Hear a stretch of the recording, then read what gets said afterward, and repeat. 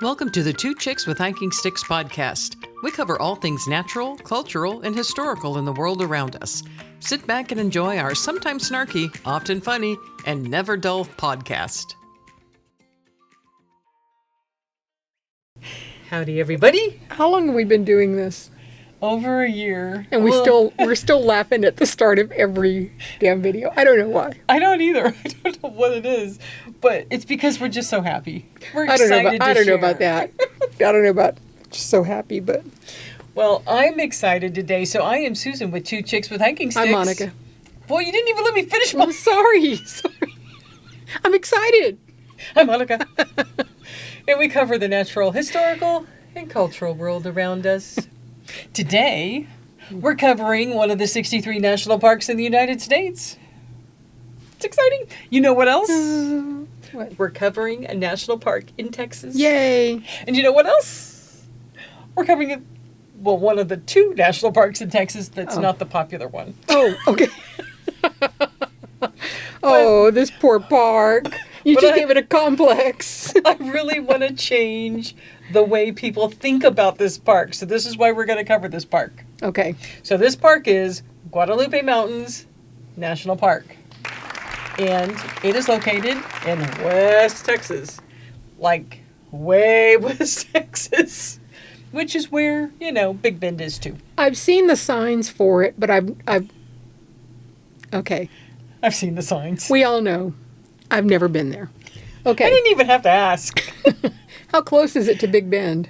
Not close to Big Not Bend. close. No. It's closer to New Mexico, right? It's closer to White Sands than it is to I was going to say Carlsbad than it is to Big Bend. I know I've seen the signs, and I always see them in New Mexico, actually. Yeah, because it's right really on the border. Yeah, of that New makes Mexico. sense. Okay. Yeah, so speaking of people who go to this, so this particular park, out of the 63, I want to say ranks like 52 in terms of annual visitors. It gets probably about 250,000 visitors a year. That's not a lot. It's not, and I'm sad that is the case, because now I'll be honest, when I started going to national parks, this was not high on my list to go to, even though it was in Texas, because I'm like, it's just rugged Texas. Who wants to go see that? Well, as with most things, you find an appreciation when you actually go to it. And this is one of those cases that I'm like, why don't more people go to this park? Like, anyhow, it's really cool. Now, this particular national park was authorized by Congress in 1966. Okay. So it was formally established, made something in 72. It's not that old. For decades prior, they had talked about making it a park. Mm-hmm. And it's actually interesting that even because the significance of it coming about in the 70s is that there were starting to be more ideas about conservation, because one of the original ideas that was really being floated about was it's kind of out here in the wilderness of the world, but we need to build some roads, right? This park doesn't have a scenic drive. Oh, there is no scenic drive in this park. Okay. But back in the day, when they were first making this a park, they really wanted to have a road that went all the way up to Guadalupe Mountain Peak. And when you think about it, it's what would that have done to the ecological world that sits within this park? Right. And so there was lots of ideas about things that they wanted to do and build and stuff. Over half of this park is considered wilderness. Nice. It is protected. Nice. They did not continue with the idea of building in a bunch of roads and stuff because of this whole idea of conservationist stuff. Yes. They held off on doing any of that. And so this is a very remote park. That's all great. The reason that I said it wasn't that old is because I was comparing it to my age. I was like, it's not that old. But trust Susan. Well, to come out with all the great excuses or all the great information on everything, and I'm like, it's not that old. I'm not that old. Just keep repeating that to yourself, and you'll be fine. And it's, I don't even know if it's really that big. It's 86,000 acres, right? Mm-hmm. And again, with more of it, the majority of it designated as wilderness, which is good. But the thing that I did not know about this park before going to it is that it actually sits on what is it called? The Capitan Reef? Oh, It's yes. part of the ancient Capitan Reef, Yes. which is a 400-mile long U-shaped fossil reef system. This park actually has, I don't know, some portion of it that is actually the exposed reef. That is mind-blowing. It's like not a world wonder, but there are scientists from all over the world that come here to this park to study it. When you think about that, because immediately when you say the word reef, you're immediately thinking about coral, Australia, things like that. So to think, and I know of the Capitan Reef, I don't know a great detail about it, but knowing that area, West Texas and Western New Mexico, and trying to get that to jive mentally with a reef is mind-blowing. Because just like when we talked about in our Badlands episode, that where Badlands National Park used to be underwater. Yes. This too used to be underwater. That's crazy. And this whole reef is because of all the little things that were in the water at the time and Right. that eventually died and eventually became the crust on the layers and everything that makes this stuff up. Mucho crustaceans. Seriously, right? Yeah.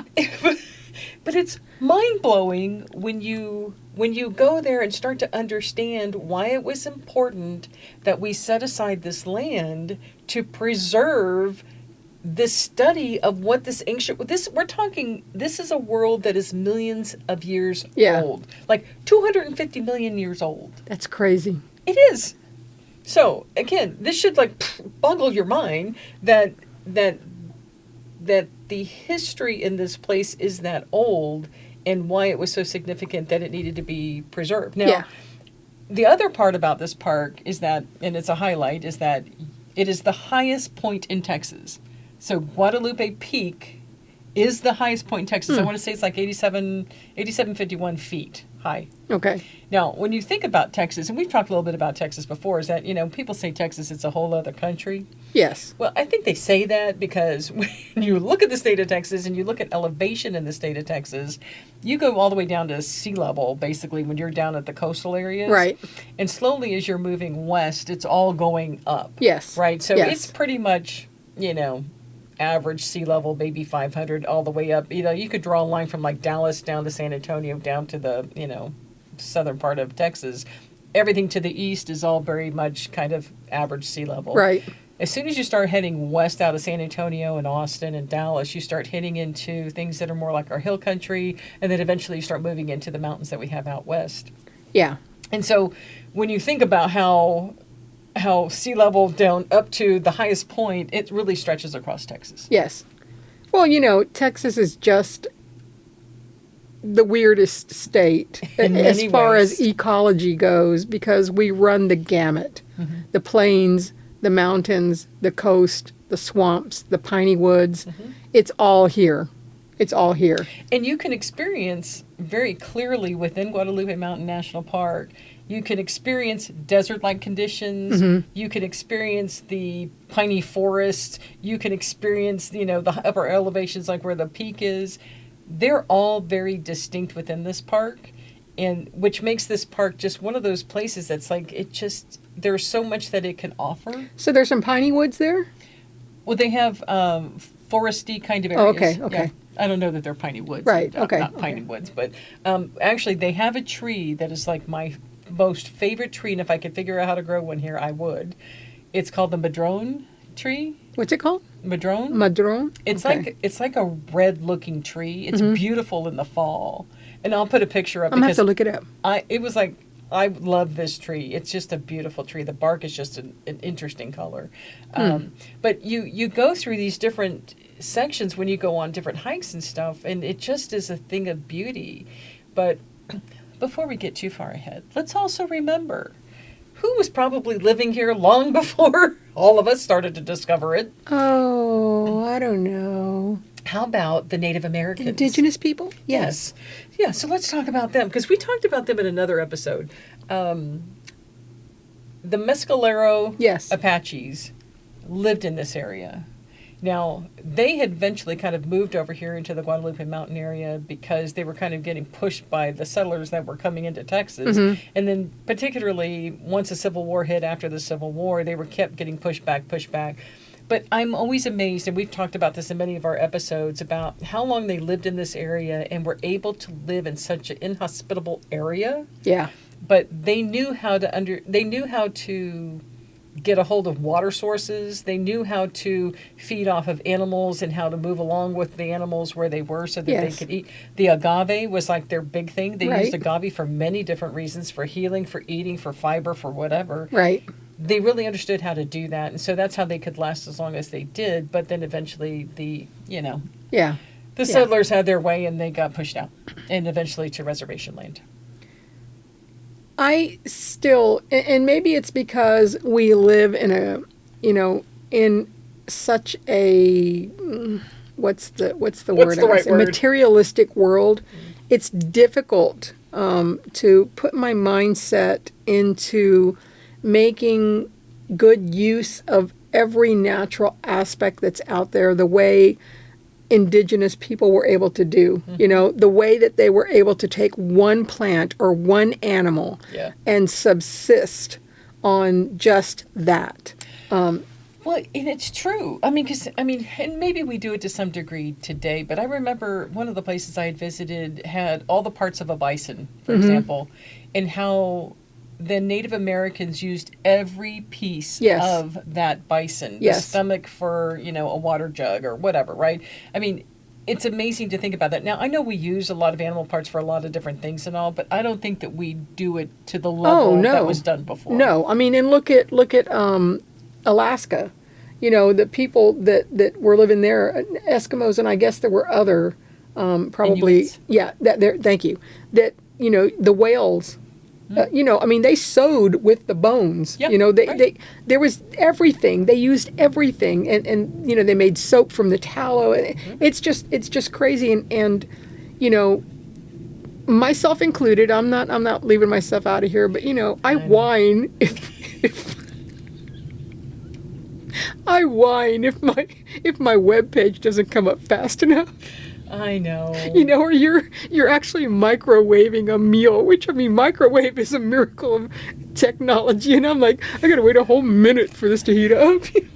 I know. It's spoiled. Sad. It's sad. I know. We are spoiled, and it's sad. And like I said, I count myself in that. I'm like, I'm a paper towel whore. I try not to be. I really do. But it's just, it's hard. It's hard. It is, and that's why when you go to places like this and you have an opportunity through the visitor centers and the NPS site that has lots of stories about the indigenous folks that lived here, is to really understand and appreciate how they were surviving fine before the white man came and basically pushed them out and pushed them over to a reservation. So I think it's just important to remember that they were there first. And so now, kind of moving forward, right? So now we have, there was, so how did we actually acquire Guadalupe Mountains? So, of course, there was a man. There was a man who really loved the land.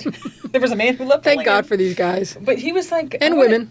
Yes. But I want to say he was like an oil guy of some kind. But he had a ranch in that area, and he just loved it. He loved how pristine it was and just how beautiful it was, which is great and wonderful. Well, he had a ranch there, and some odd years later, he gave that land to the government to preserve it because it was so special to him. There was another rancher who had surrounding land that had a big old ranch. He, too, eventually, we bought up his land as well to create basically what is today Guadalupe Mountains. And in fact, Pratt is the name of the first guy. You can go to his cabin on one of the hikes because it still sits there. Yeah, it's still there. So it's got their ruins and different things on different hikes and stuff. The Frijoles Ranch is there. You're going to pass by that when you go on one of the hikes. So there are elements there from the people who had ranched there that ultimately, I would think, just because they gave up their land, yes, they were compensated, but, well, one gave the land, I think the other one was compensated. So we could have this place that we could, one, appreciate ecologically, and then also appreciate from a recreational perspective. Interesting. It is. Now, this is not a friendly habitat to go to. Yeah. In terms of, it's a very remote park. And when I say it's remote, you're not going to have any place to stay around that park. There's no place to stay. We stayed in Carlsbad, New Mexico, and drove down to this park. How long did it take you to get there from Carlsbad? It wasn't that long. I want to say maybe it was 45 minutes. Maybe it was an hour. It wasn't that long. So it's kind of like Big Bend, where there's no place like right there. Right. You've got to drive in. Yeah. Yeah, so prepare for that, because I think one of the things that they say on the NPS site is when you're at the park, there is no gas within 35 miles either direction. So you just have to make sure you don't go on empty. The second thing is that it is so remote, you really don't have cell signal there. It reminds me of one of the places that I stayed at with a friend, where we were staying in a container shelter, and it was strictly on the battery solar. Everything was solar, and as soon as you go in and you read the little Airbnb book, it's like it will take an ambulance 35 minutes to get to you if you have an emergency. So note to self: don't trip when you're hiking. But it's so important to know that you don't have the creature comforts nearby. Yeah, and. In a way, that's why some people really do like going to this park, is that you really will disconnect when you go to this park, because you don't really have a choice. Now, having said that, and if you do go visit this park, which I highly recommend because it really is pretty, there's not a ton of parking, in my opinion, at this park, and maybe because it only has 250,000 visitors, and I go whenever it's cool when everybody else goes. Right. But you want to just plan ahead and just be aware. And you may have to park like a mile from the visitor center to hike to the visitor center. It's not that hard of a hike. It's easy enough to do. But if you don't get parking right at the initial visitor center, which I think is called the Piney Springs Visitor Center. What is that visitor center called? Pine Springs Visitor Center is the main visitor center. There is parking there. And I want to say there are probably even some charging stations now that I think about it. There is parking there. If that fills up, which it might, you can park like a mile down the road and hike over to the visitor center, and that's fine. Because if you park like a mile down the road, there's also another place that has some ruins, because it used to be a stop on a path roadway kind of through, delivering mail or what have you. So there are two visitor centers, not main. The Pine Springs one is the main one. There is one also up by McKittrick Canyon, which is one that people like to go to because that's another good hub to start hikes on. Oh, okay. So 2 visitor centers you can attend or go to, and then there's also a ranger station that you can go to that's on the north. So ranger station at the north, then you have McKittrick Canyon, which is the next visitor center down, and then you have the main one, which is the Pine Springs that's kind of towards the middle of the park.